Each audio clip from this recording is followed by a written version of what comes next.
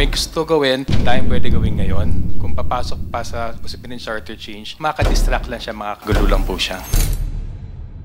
Alam po ba natin na sa Thailand, lubhang mas mura ang serbisyo at mas mabilis at malawak ang internet? Pero sila po ay may batas din na nagsasabing bawal maging majority owners ang dayuhan.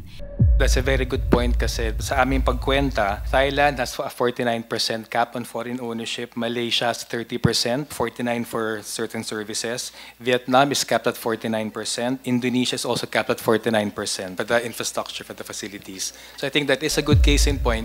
Yung demonization ng publicly owned corporations and also demonization of local corporations, pinakita na maraming mga kumpanya dito sa ating rehiyon, hindi actually balakid doon. As long as pinapatakbo ng tama. Kung may gusto gawin, ang daming pwede gawin ngayon. Kung papasok pa sa usapin ng charter change, makaka-distract lang siya, makakagulo lang po siya.